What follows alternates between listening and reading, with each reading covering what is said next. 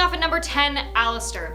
Alistair is a high-ranking archdemon and the chief executioner to the monarch of hell. One of his nicknames is evil genius of the household, meaning that Alistair is the demon that conducts the most heinous, depraved, and unbearable cruel tortures in the pits of hell. Alistair is linked to Nemesis and the destroying angel and is now known as the executioner. Alistair's origins are mostly unknown, though it is implied that he was once a destroyer angel that was cast into the pit for his heinous deeds.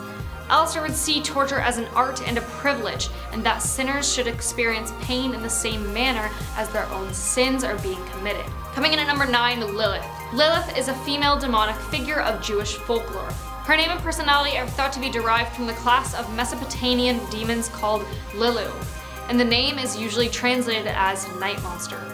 A cult associated with Lilith survived among some Jewish people as late as the 7th century. The evil she threatened, especially against children and women in childbirth, was said to be counteracted by the wearing of an amulet bearing the names of certain angels. In rabbinic literature, Lilith is variously depicted as the mother of Adam's demonic offspring, following his separation from Eve, or as his first wife, whereas Eve was created from Adam's rib. Some accounts hold that Lilith was the woman implied in Genesis and was made from the same soil as Adam, basically refusing to be obedient to her husband. Lilith left Adam and the perfection of the Garden of Eden. 3 angels tried to force her to return, but she wouldn't. According to some mythologies, her demonic offspring were sired by an archangel named Samuel, and were not Adam's children. Lilith basically takes children at night, hence the name Night Monster. Now at number 8, Demogorgon. Yes, like in Stranger Things, but it doesn't look the same. A Demogorgon is a demon associated with the underworld, although often ascribed to Greek mythology. The demon stands at a full 18 feet in height, 2 baboon heads with blue and red faces with green scaly skin. Demogorgon preferred to avoid direct conflict, instead using magic to help his servants. Demogorgon could hypnotize with a gaze or drive creatures around him to terror and insanity just at the sight of him. His whip-like tail had the ability to drain the life energy out of a living thing. Here at number 7, Leviathan. You know, like the ride at Canada's Wonderland? No? No one? Yeah, no one cares about Canada. I'll move on. Leviathan is the beast of darkness and chaos and a king of hell referred to in the Bible. He makes a major appearance in the book of Job as one of God's first and mightiest earthly creatures that rules the seas, in contrast to Behemoth, Canada's Wonderland ride, who rules the earth, and Ziz, who rules the skies. Leviathan is one of the 7 princes of hell and its gatekeeper. Leviathan, as the gatekeeper, is known as the Hellmouth, where the mighty demon's mouth is said to represent the gates of hell itself. He is also the representation of the sin envy. The entrance of hell is envisioned as Leviathan's mouth due to the fact that when a whale is hungry, he opens his mouth and a sweet smell comes out. The fish are tricked by the smell and then they enter his mouth. Suddenly, the whale's jaw closes. Leviathan and the gates of hell are linked to one another. As such, it is said that the demon's very mouth, known as Hellmouth, can lead to the depths of the abyss as well. Taking number 6, Lucifer. Lucifer, light bearer in Latin, or in classic mythology, the morning star. Like the planet Venus at dawn. Seen as a male holding a torch, Lucifer had almost no legend, but in poetry he was often herald of the dawn. In Christian times, Lucifer came to be regarded as the name of Satan before his fall. It was thus used by John Milton, who was around from 1608 to 1674 in Paradise Lost. And the idea underlies the phrase, as proud as Lucifer. I fell from grace trying to prove a point. I was banished for eternity in the lowest pits of the abyss, for trying to show my brethren and my beloved Father on how flawed and murderous you humans are. And in the end, what do? They shun me. They spit on me and exile me, while you freely pollute and slaughter the planet he put you on. You don't deserve to live. Many Christians actually believe the word devil was once a beautiful angel named Lucifer. Moving on to number 5, Bloody Mary. According to legend, Bloody Mary is the ghost of an unhappy woman who either took her own life because her baby was stolen or because she was accused of hurting her children. Depending on the variation used, this turned her spirit mad with grief or anger. She would haunt the world with the use of mirrors, kinda like Candyman. Known in life as Maryworth, it was traditionally said that Bloody Mary will appear if a brave, or stupid, soul chants her name 3 or more times next to the mirror in complete darkness at midnight. According to the variations of the legend, one is also said to be able to make the ghost appear by saying, "Bloody Mary, I'm looking for your baby," or "I believe in Maryworth." Of course, anyone stupid enough to provoke Bloody Mary is said to pay the price.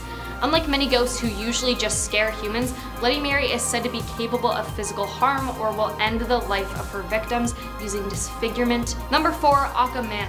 Akamana is the third of 9 and the demon of wicked mind, making people think that he is the third demon born out of the 9 who are the sons of Satan, born out of the darkness to corrupt all those he possesses. However, he cannot survive in the normal world due to the life force of whoever he is possessing being too thin. Akamana is described at times as being a true son of the devil, due to being regarded as the most violent demon to ever be born and roam the depths of hell. Cruel and controlling, obsessed with power and destruction. Akamana is a hateful but self-loving being who wishes only harm upon those other than him.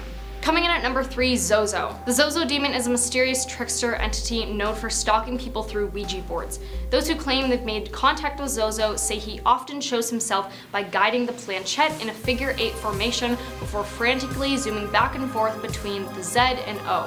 His interactions start out friendly but grow malicious. He's known for cursing at and threatening the people that try to make contact. Some believe that saying his name out loud can also summon Zozo from the depths of hell. Zozo believers claim the demon has ancient origins from Africa.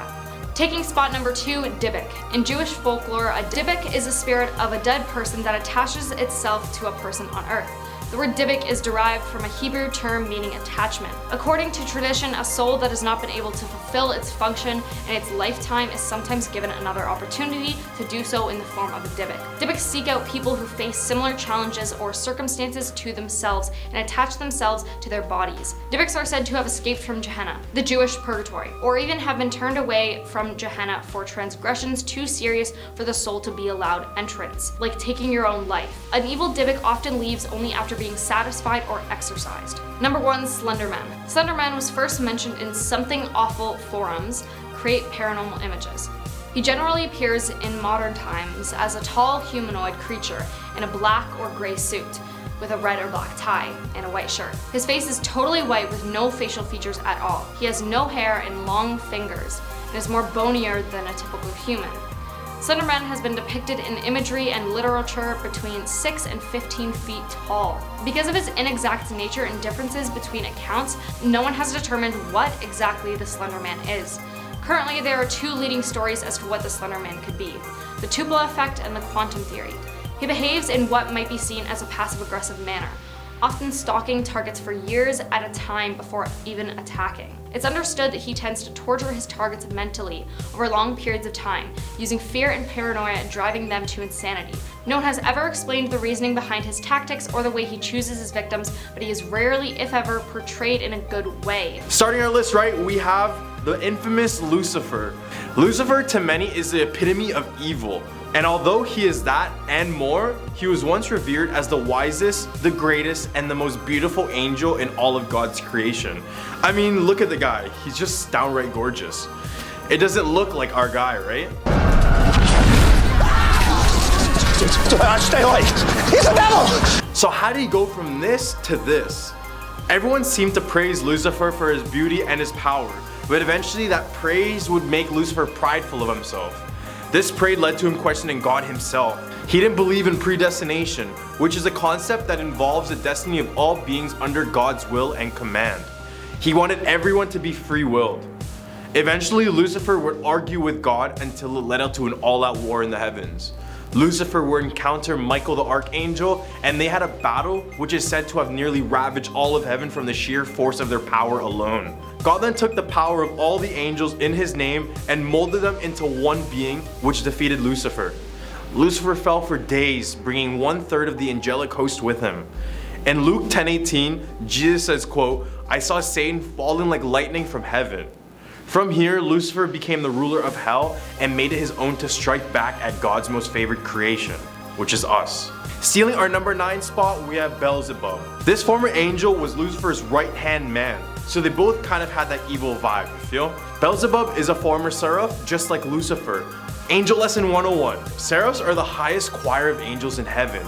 They are as close to God as the archangels, so they're pretty much a big deal in heaven.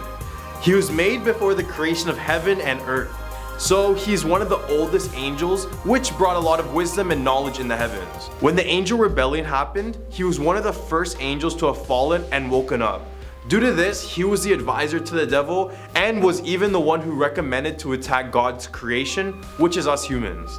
Like, come on, Beelzebub, you couldn't pick anyone else? At our number 8 spot, we have Andrus. Yes, the former 2 angels we mentioned are probably the most darkest and the most evil ones. I mean, who's more evil than Lucifer? Well, Andrus comes pretty close to it. He is often regarded as the Great Marquis of Hell or the Grey Knight. He was a skilled swordsman and assisted in Lucifer's rebellion. After the fall, he was depicted as a humanoid with angel wings and an owl's head. He rode a black wolf and held his bright sharp sword on it. Andrus is one of the most violent devils to summon, as he will gladly execute any person the conjurer desires. So he's kind of like a personal hitman. Right at our number 7 spot, we have Belvegor. This is literally the demon lord that handles the sin of sloth. He is also one of the 7 great kings who rule over hell. He ended up there for a good reason. When he was in heaven, he was a part of the choir of principalities, which was the 3rd choir of the 3rd angelic sphere. He was a very lazy angel and didn't do much for anyone except himself. These would foreshadow his sloth tendencies. When the angel war occurred, he didn't choose any side. But just because he didn't choose God's side, he was banished, turning him to the archdemon of sloth. He comes up on earth to draw victims into a constant state of procrastination and idle dreaming. Probably sounds like a few of us watching. Surprisingly, at our number 6 spot, we have the Grigori. This group of angels are often regarded as the Watchers. They are created for the sole purpose to guide the first humans on earth. These angels were both physically and spiritually gigantic. Despite their large stature, they worked together as one. They were so great at what they did, but as humans evolved, so did they. But sexually, they would eventually make mortal wives bear their children, which created a horrible abomination known as the Nephilim. These were man-eating giants that took over humanity. So what did God do? The Great Flood. Hey Noah, you ready? Right in the hump of our list, we have Belial. He is often regarded as hell's brightest fire and the king of evil, so he probably doesn't have a single good bone in his body. Before his fall from grace, Belial is one of heaven's most beautiful angels, and he was created right after Lucifer, so I guess God just made all of the most beautiful angels at one specific time. He was also very powerful. As an angel, Belial was able to slay numerous angels during the war, and as a demon, he slaughtered large demonic armies that attempted to move against him or any of the other 7 great kings. He was noted to have a strong, attractive voice. After his fall, he would become the demon of lies and guilt, because his voice was that strong. All the way at our number 4, we have Furfur. This demon is known as the Earl of Hell and the ruler of the 29 legions of demons. He appears in the form of a deer with a fiery tail and angel wings. In my opinion, he looks majestic, doesn't he? He can force love between any 2 humans and is also capable of raising storms filled with thunder, lightning, and absurd wind speeds. To summon him, he must be placed within a magician's triangle. But as you're trying to do this, everything he tries to tell you is false. Only when he is in the triangle is when he begins speaking the truth. But I still wouldn't trust this demon. All the way at our number 3 spot, we have Mammon. He is considered the demon of wealth and greed. This is all because when he was an angel in heaven, he was depicted as forever looking down at heaven's golden pavement rather than God himself. His lust for gold and other riches is what caused his downfall. In the rebellion, he didn't care about either side because he only cared about the wealth of God and how he could get it himself. He appeared as a wolf-like creature with golden material scattered all around his body. Okay, Mammon, jeez, you're dripped out. At number 2 spot, we have Abezitwo. This demon is a one-winged fallen angel who followed Beelzebub from his fall from heaven. After his treason was revealed to all other angels, they left him with only one red wing. But once he got banished, he didn't stop his terror. He was said to visit ancient Egypt and influence the pharaoh to do many things, such as chasing the fleeing Israelite slaves. Except this is where he met his demise. You remember that parting of the Red Sea with Moses? Yes, he was crushed by its collapse and he ended up imprisoned by the pillar of water. Until King Solomon freed him and instead used him to hold up his temple in the air until its full completion. Taking our number 1 spot on our list, we have Adramelech. I like to call this one the peacock demon because just look at it. Peacocks are pretty fashionable creatures, which kind of makes sense why a drama leech was Satan's wardrobe and his personal supervisor. This fallen angel's appearance has a human torso, a mule head with peacock feathers on his back. He got banished from heaven from Archangel Raphael and ever since only serves Satan. He was a pagan god, so many would sacrifice their own children in a fire for him. So it's pretty much dark stuff. Starting off this countdown at number 10, the Meg. Researchers have pinned the date of the megalodon's extinction to about 2.6 million years ago, roughly when the great white shark was just becoming established. However, a doctor pointed out that the megalodon likely lived in water no more than 200 meters deep, in and around coastal areas. We would, she says, have noticed something of the megalodon's size if it was swimming off our shores, but what if that's not where it's living? Explorers began to probe the Mariana Trench in the late 1800s using rudimentary equipment, but it was impossible to get the full picture of the trench without sending someone down. That's only happened once in history. In 1960, a researcher and US Navy lieutenant took a Navy submarine into the depths. Due to the pressure, they couldn't stay very long, but when they turned on the submarine's floodlights, they were shocked to see fish. Until then, it was thought that no creature could live in such a harsh environment. So who's to say the Meg couldn't live down there? Over the years, reports of megalodon sightings have emerged all over the internet. A lot of them claim that these giant sharks never went extinct, that they've just been hiding in the deepest part of the ocean, the Mariana Trench. Now at number 9, new whale. In 2016, marine biologists studying the Mariana Trench heard a strange sound of unknown origin and started recording. Although the recording is only a few seconds long, experts detected a slightly metallic quality to it, and many speculated that the noise was not natural. After months of analysis, however, the scientists believed they found the source of the noise. It's currently theorized that the sound, which marine biologists call a biotwang, is the low-frequency call of a new type of baleen whale. However, that's just one theory. Others say it's still a whale, however it's got shark-like teeth and has mutated into something unimaginable. Here at number 8, sea devil anglerfish. If a fish has the word devil in its name, it's a safe bet that it's going to be freaky, and sea devil anglerfish does not disappoint. It features a whole list of interesting, strange characteristics. As its name strongly hints, this is a fish that would have swum up straight from hell, with its weird body, razor-like teeth, and cold death stare. Although they're bizarre and scary looking, at least they're not huge. Females generally top out at 8 inches long, and the males are much smaller, at maybe an inch long or so. As an anglerfish, the sea devil doesn't dart after its prey. Instead, it has a protrusion from its forehead that dangles a glowing lure to attract unlucky animals. With its huge gaping jaws, the sea devil can actually devour creatures larger than itself. We believe that this is the first video footage ever made of this species, alive and at depth. Eyes of this angler are quite small. In their dark habitat, anglerfish rely more on feeling the movements of other animals in the water around them than on vision. The tiny pale dots you see along the sides of the fish and on its head are organs very sensitive to the slightest movements, and they function very effectively. Now coming in at number 7, goblin shark. The goblin shark is a rare species of shark. Its unusual and creepy appearance is often described as fossil-like. It has pink-toned skin and a distinctive snout shape. It is elongated and flat, with a protruding jaw and skinny, incredibly sharp teeth. They can grow to be about 10 to 13 feet in length, and they are rarely seen by human beings. It's still unclear what the unusual snout is for, but the older they get, the deeper they dive. Most goblin sharks are 10 to 12 feet long, but they can grow much bigger. Here at number 6, telescope octopus. The telescope octopus is a transparent 8-armed octopus that is almost entirely colorless. Their arms are the same size, and they are the only octopus to have tubular eyes. It is incredibly unusual to observe and was originally documented by Dr. William Evans in 1885. The octopus is a rare species, meaning there is little that scientists and the general public know about the marine creature, but it's believed to be a close relative of the glass octopus. These eyes provide a wider peripheral vision so that the octopus can see predators and prey alike. Those eyes can also rotate.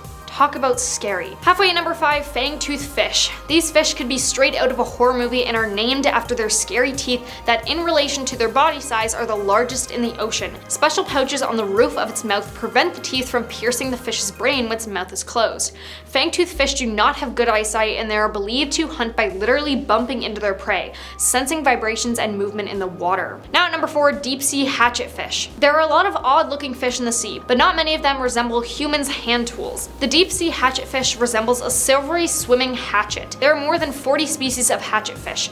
All of them have ridiculously skinny bodies and many of them have shiny scales too, which adds to the metallic hatchet-like appearance. They are small fish and even the biggest types to grow only to about 6 inches long. Their delicate looks contradict their serious ruggedness because these fish are found in depths pushing nearly 5,000 feet. Hatchetfish have bioluminescent bodies and they can alter the brightness of their glow depending on how much light is filtering from above. In doing so, they're counter-illuminating their bodies in a clever camouflage technique. Their dim, self-produced light reduces their silhouettes, making it much more difficult for predators to spot them from below. Now at number 3, comb jellyfish. The comb jelly is a beautiful oval-shaped animal with 8 rows of tiny comb-like plates that it beats to move itself through the water. As it swims, the comb rows break up light to produce a shimmering rainbow effect. Comb jellies are gelatinous creatures with luminous body structures as they diffract any light that falls upon them. They use their comb-like plates to move around in the water. While they please the eyesight, these underwater marvels are vicious predators, even attacking their own kind sometimes.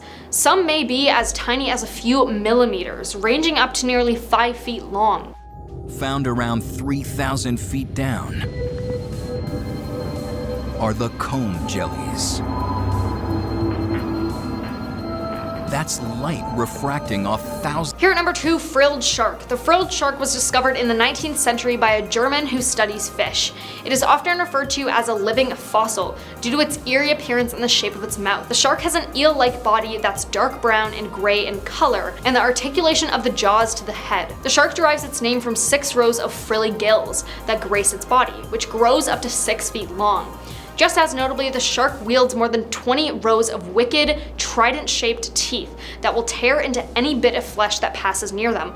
Frilled sharks probably spend most of their lives near the ocean's bottom, and they like waters more than 4,000 feet deep. On the rare occasions that people snag them and bring them up to the surface, the sharks almost always perish immediately, making it very difficult for people to observe their behavior and life cycles. For years, many people assumed that frilled sharks swam and hunted like eels. Now coming in at number 1, zombie worms. Now I know what you're thinking, oh well, how can a worm be scary? Well, let me tell you. Zombie worms are also known as osedox. The word osedox means bone eater in Latin and refers to the worm's ability to dig into and eat bones from whale carcasses. They do so in an attempt to reach lipids enclosed in the bone. They use special root tissues for bone burrowing. So if you ever come near one of these things, I suggest getting as far away as possible. At our number 10 spot, we have the Mongolian death worm. The Gobi Desert, located between Mongolia and China, is said to have the Mongolian death worm, otherwise known as the intestine worm due to its appearance of being fleshy and red in color. This 2 to 7 feet long creature has the ability to spit out venomous liquid out of its mouth, and if you even get close enough to touch the creature,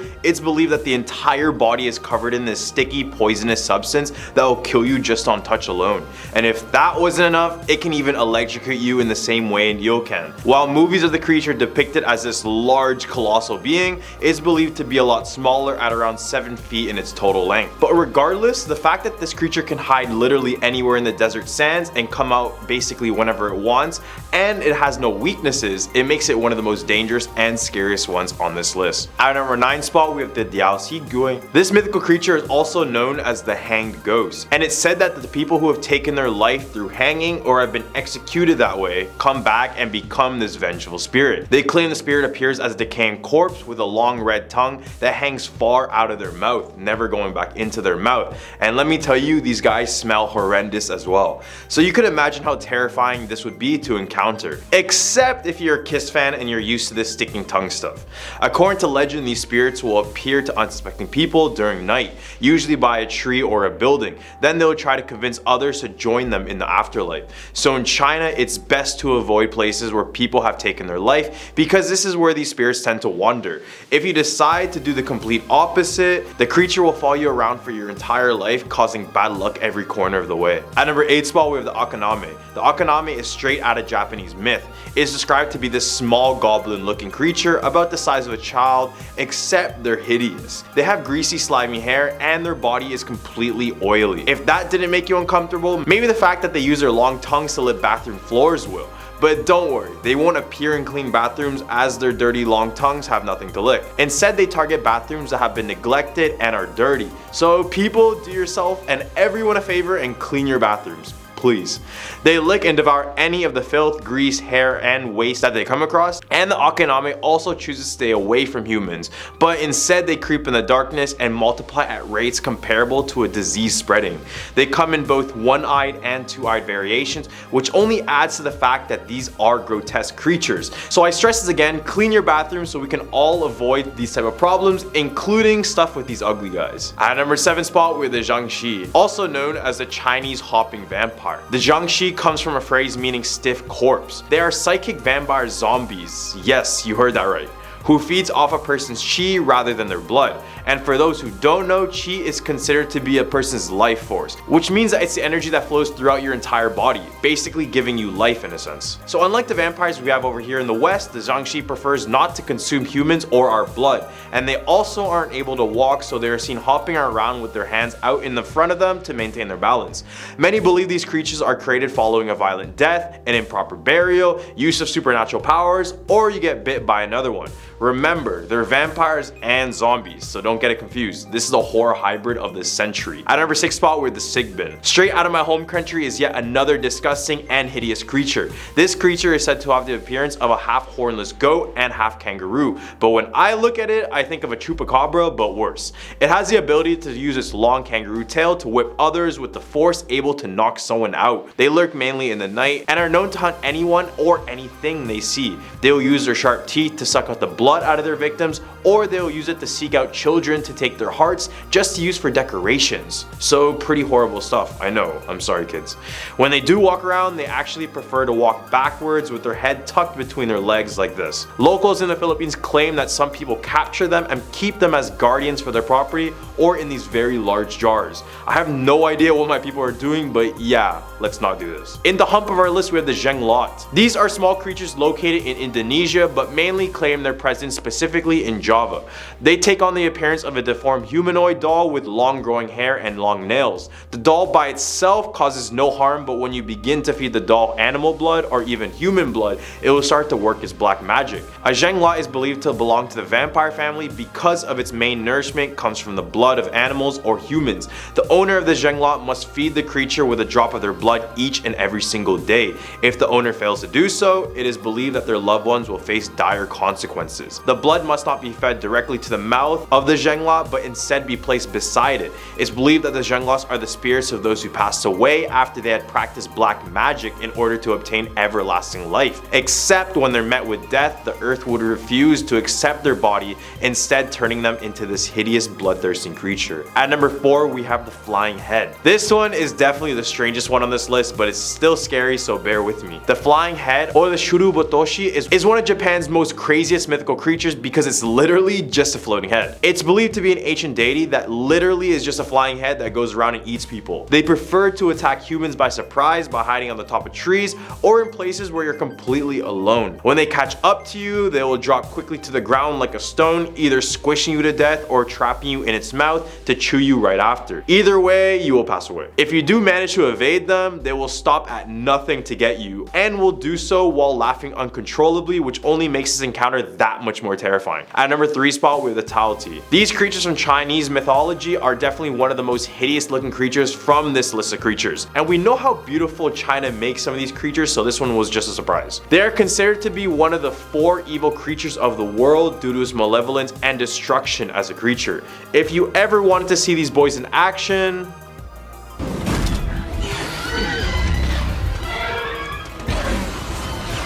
Depiction of this creature would appear mainly on bronze artifacts, but that first glimpse of them on that movie was all we needed to know that these creatures are not good. At number 2 spot, we have the Tengu. If you ever seen this emoji, then you know what a Tengu somewhat looks like.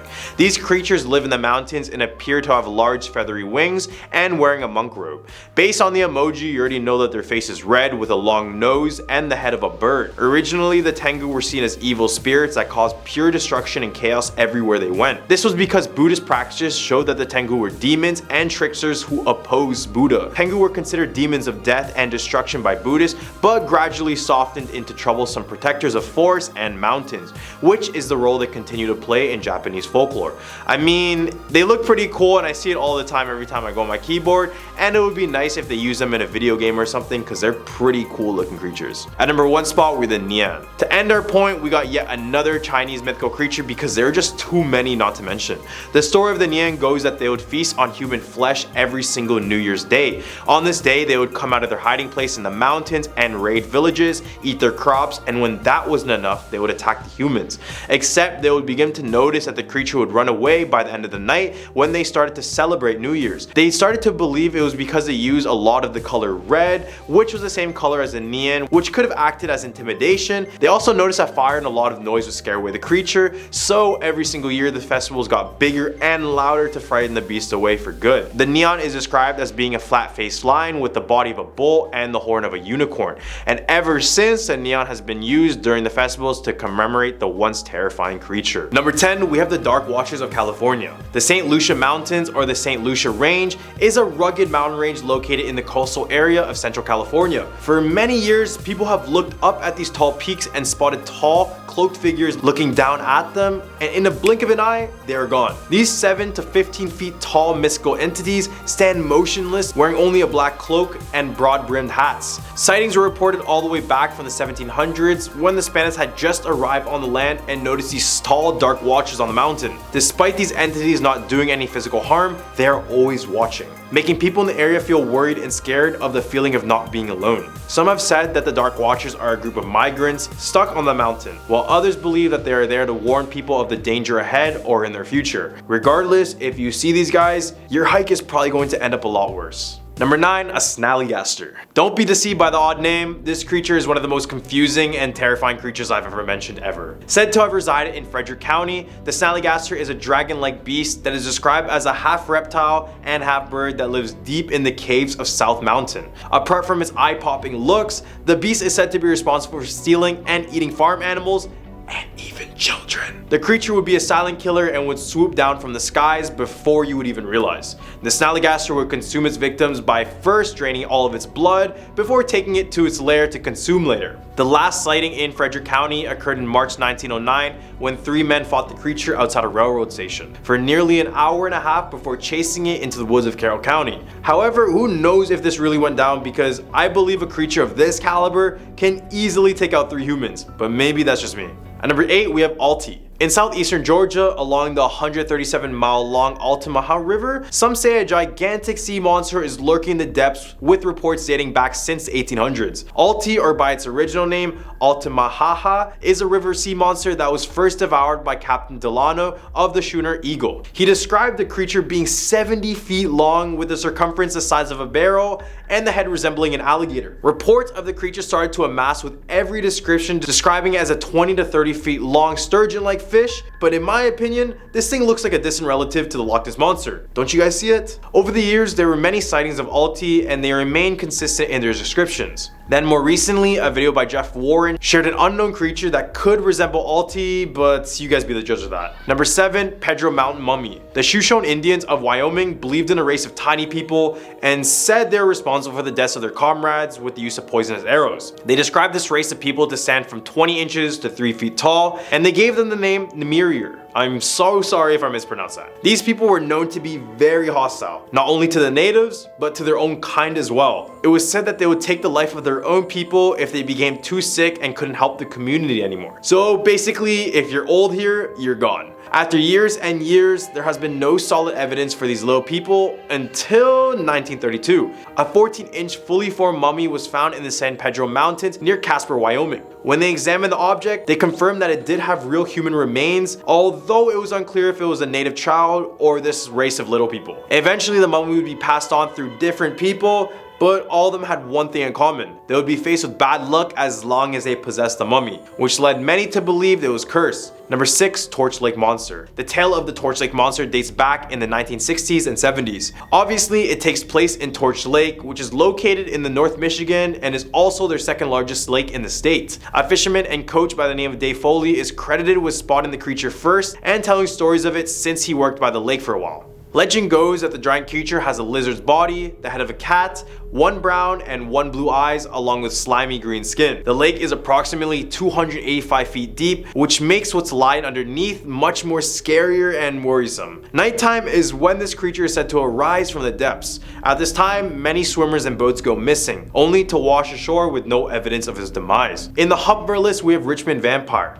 Originating in the state of Virginia, this is not your ordinary vampire story. Instead, in 1925, the Churchill train tunnel collapsed with workers still inside. This was a tragedy for all on board because if you didn't pass away, you were badly injured. So surprisingly, in the wreckage, a bloody man appeared with jagged teeth and skin hanging off his bones. Everyone had thought it was just a mere survivor of the incident, but here's where it gets kind of weird. As it got closer to the man quickly jumped and ran away to the nearby Hollywood cemetery, and he disappeared into the mausoleum within. They then say the vampire still inhabits the cemetery grounds, which has led many satanic and cult groups to visit and attempt to summon the vampire once again. Number 4, Albatwitch. In the forest of Columbia, Pennsylvania is a 4-foot tall hairy creature known as Albatwitch. Their name is just short for apple snitch, since they are known to be snatching apples left and right. People who walk near along the Susquehanna River claim to have these small creatures violently throw apples at them as they've tried to push them away from their homes. Their homes are said to be on top of treetops where they would only come down to gather apples. These hairy humanoids are often mistaken as Bigfoot children since they are often reported in the area as well.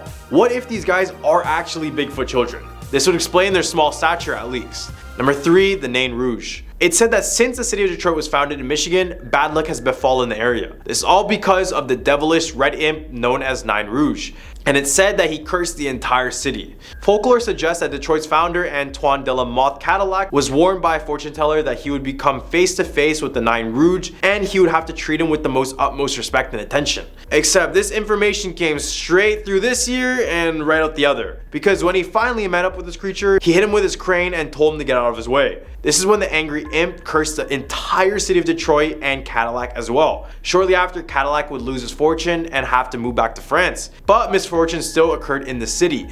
It said that in all of the disastrous events that happened in Detroit, the Nain Rouge could be spotted just before each event. It also been seen during Detroit's riots of 1967 and 1976's ice storm that caused electricity to go out for days. Number 2, Chessie. Basically Maryland's very own version of Nessie or the Loch Ness Monster. Just like the beast from Scotland, Chessie is a large serpent-like creature that lurks in the depths of Chesapeake Bay. Witnesses claim that the monster is around 25 feet to 40 feet long, and it uses its body as a sine curve to swim around the water. The sightings began in 1977 when the mass hysteria hit the locals, believing the creature was truly out there, causing a massive disappearances and drownings. The sightings continued all the way to the late 80s when the hype finally died down.